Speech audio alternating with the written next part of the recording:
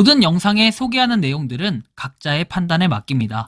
리 에이스 채널은 항상 모든 영상에 있어서 유료로 하는 것들은 신중하게 결정하시는 것이라고 말씀드립니다. 아울러 무료로 하는 것들 역시 각자의 판단으로 선택해서 결정하시는 점이라는 것을 강조드립니다. 안녕하세요, 리 에이스입니다. 자, 여러분들, 이번 시간은 시더스그룹 휴스텐코리아 앞으로의 방향성에 대해서 살펴볼 겁니다. 시더스는 폰지 사기가 아닙니다. 이번 영상을 끝까지 보시면서 어떤 내용이 있었나 한번 살펴보는 시간을 가져볼 테니 영상 끝까지 봐주시면 좋겠다라는 말씀 드리며 지금부터 바로 한번 시작해 볼 수 있도록 하겠습니다. 자, 한번 내용을 살펴보겠습니다. 이상은 회장의 죄명에는 사기에는 776명의 고소해서 사기라고 했습니다. 그리고 그 금액은 2162억 원이라고 했습니다. 유사수신과 방판법 위반은 3조 1304억 원이라고 얘기를 했습니다. 그렇다면은 3조 1304억 원에서 2162억을 뺀 약 3조 정도가 되는데 왜 요거는 3조가 사기가 아니라고 하는 걸까요? 고발한 776명 외에는 사기를 당한 것이 아니라는 이야기인데 주연 캐신이 시더스 살리기에 동참한 사람은 사기를 당한 것이 아니라는 것인데요. 검사가 굳이 나는 피해자가 아니라고 한 사람을 구제해줄 필요가 없다는 것이죠. 그동안 고소하라고 수없이 말했죠. 그런데 말이죠. 자, 나중에 피해자로 인정받으려면 고소해야 된다고. 이제 어떤 차이가 있는지 예측을 해봅시다. 사기로 재판에서 결정이 되면 사기 피해자는 모든 계약이 무효가 됩니다. 따라서 해피캐시로 물건 구입한 것도 사기로 인한 것이므로 공제하지 않고 다 원금을 돌려받을 수 있다는 것이죠. 일단 몰수한 재산을 검사가 나눠줄 때 피해자가 피해 금액을 다 나눠주겠죠. 이제 나머지는 국고로 환수를 하든지 추가 피해자가 신고된 사람들에게 2차로 나눠주겠다라는 내용을 이렇게 시나리오로 적어본 이런 내용들이 있습니다. 자, 로집사 측에서 파산으로 피해자들을 모아 피해자로 추가 고소를 하겠지만 일단 후수님이 이렇게 분명하다라고 얘기해요. 다음은 이성희 변호사 측. 신탁 재산을 손에 쥐고 있으니 이것을 임의로 처분해서 나눠 가지려고 한다. 그런데 신탁 자산으로 임의로 피해자들에게 나눠줄 수는 없다. 그렇게 하다가는 배임 횡령으로 이렇게 이성희 변호사는 감옥을 갈 것이다. 본인이 신탁 재산 운용 수수료 정도는 챙길 수 있지만 처분한 수익금을 나눠줄 권한이 없습니다. 그래서 이미 몰수 보전에 포함이 되어 있고 아니더라도 이상은 회장의 재산을 신탁받았기에 법적으로 부패 재산이다. 그래서 이것을 임의로 처분한다는 것은 있을 수 없고 회장에게 돌려줄 수도 없다. 그러니 신탁 재산 가지고 있다가 뭔가 후회를 도모할 수 있다고 생각하지만 불가능하다.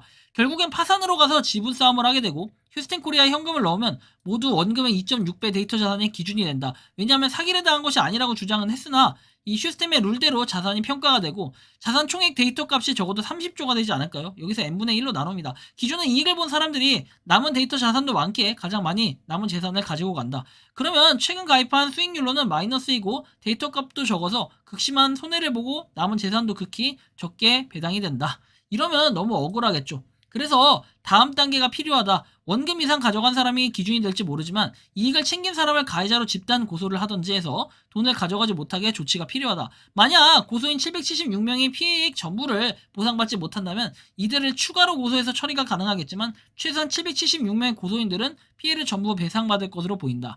3천억의 재산을 찾았다면 2천억은 사기로 고소한 사람들이 원금 회복을 하고 남은 1천억으로 20만 명이 어떻게 나눠 가지든지 해야겠죠. 사기로 고소하지 않은 사람들은 남은 돈이 몇 푼이 될지는 모르겠지만 나눠 가지면 될 것이다 라고 얘기합니다. 내가 사기를 당하지 않았다고 집회에서 이야기하고 모임에 나가서 시더스 살리자 2차 사기하자는 사람들, 국가에서 세금 내서 급여주는 경찰, 검사, 판사들이 돈을 찾아주려는 이렇게 만무하다라고 얘기해요. 권리에 잠자는 자는 아무도 도와주지 않고 도와줄 가치도 없다. 그동안 개인적으로 아무 이득이 없지만 시간 내서 사기를 알려줘도 사기로 고소하지 않는 사람에게는 저도 더 이상 해줄 것이 없다. 사기로 고소한 피해자들 먼저 나눠주면 남은 게 없는 것 같다. 사기죄 피해 배상이 끝나고 유사 수신으로 이렇게 나머지는 자산 몰수는 국고로 귀속되는 게 맞다고 본다. 사기가 아니라고 하면서 유사 수신에 돈을 넣은 사람은 검사가 구제해줄 수가 없죠. 제가 11월에 정확히 12월 15일에 가맹점 매출은 못 받을 것 같으니 11월 20일부터는 중단하라고도 했다. 제가 점쟁이는 아니지만 위에 사기로 고소한 776명의 사람만이 피해 보상받는 제 예측이 맞을 것 같은 불길한 예상이 됩니다. 보혈 찬양, 아무리 해도 회개하지 않으면 더 큰 벌이 기다리고 있다. 시더스를 다시 살리자 죄를 더 짓자는데 하늘이 가만히 있겠냐. 계속 꼬이겠다. 탄원서 쓴 사람에게 돈을 줄까요? 몰수 재산은 피해자들이 나눠주고 나머지는 국가의 귀속. 몰수하고도 남은 재산이 있을까요? 776명은 지켜보기만 하면 될 것 같다. 나머지 사람은 어떻게든 몰수한 재산을 받으려면 사기를 당했다고 주장하는 수밖에 없다. 검사들도 바쁜데 추가 피해자 접수 안 하겠죠. 기존 피해자 접수만으로 판결을 받는 게 우선이라고 얘기를 하죠. 그래서 이렇게 결정문 보면은 2024 초기 2024 해가지고 몰수 및 부대 보전 청구, 사기 등이라고 해서 나오고, 부패 재산의 몰수, 회복에 대한 마약 불법 거래 방지에서 이전에 보여드렸던 내용들이에요. 특명 사기라고 돼 있고, 유사수신 3조 1304억 원입니다. 그래서 이렇게 유사수신 행위의 규제에 관한 법률 위반 혐의라고 되어 있죠. 그렇기 때문에 뭔가를 구제받고 돈을 돌려받는다. 이게 사실 좀 힘들 수도 있겠다라는 생각이 듭니다.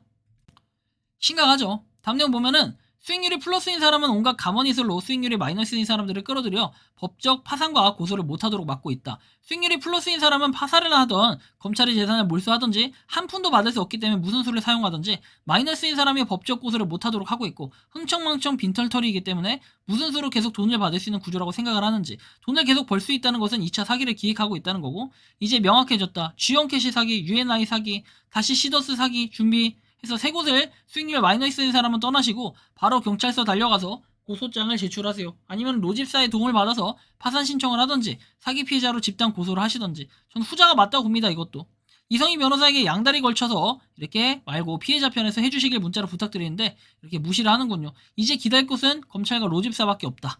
그래서 발빠른 사람들은 검찰이 돈을 찾아줄 것이고 로집사에게 가서 뭉쳐라. 그나마 최선의 살 길이다. 로집사는 해피캐시 앱의 수익률 마이너스인 사람만을 모아서 법률 자문을 하세요. 11만 원이면 사법 처리에는 큰 푼돈이고 교통비다. 혼자서 싸울 사람은 776명에 포함된 것으로 보여 남은 사람들의 살 길은 로집사와 함께해라. 뭔가 하여튼 이것도 좀 그렇긴 한데, 로집사 이면식이 없다라고 얘기하면서 이렇게 나와 있는 정보 이전에 알려드린 거니까 이건 참고만 해서 보시면 됩니다. 그래서 내가 마이너스면 어떻게 돼요? 아, 그냥 내가 폰지 사기를 당했구나, 이걸 좀 느끼면 될 것 같은데, 지금 이렇게 심각하다라는 걸 여러분들이 좀 참고하셔야 될 것 같아요. 여러분들이 생각하는 시더스그룹 쇼스텐 코리아는 어떻습니까? 정말 앞으로의 방향성, 그 다음에 이 폰지 사기는 점점 갈수록 심각해지고 있다는 걸 느낄 텐데, 여러분들의 생각과 의견을 자유롭게 댓글로 남겨주시면 좋겠다라는 이런 말씀을 좀 드리고 싶네요. 그래서 폰지 사기는 날이 가면 갈수록 계속 발전하고 진화하고 있으니까, 그리고 이 사람들이 다 사기만 칠 생각을 하지 여러분들 정말 구제해 주려고 했다면 진작에 구제했고도 남았을 이 황금 같은 골든타임 5개월이었습니다. 여러분들의 생각과 의견도 자유롭게 댓글로 남겨주시고, 이번 영상은 여기서 마치는 걸로 하겠습니다. 도움이 되셨다면 구독과 좋아요, 알림 설정 부탁드리겠습니다. 에이스였습니다. 감사합니다. 평소에 궁금하셨지만 내가 시도해보기 어렵거나 시간 낭비하고 싶진 않고 새로운 제보를 해주실 분들께서는 아래의 주소로 메일을 보내주시면 제가 해결해드리겠습니다.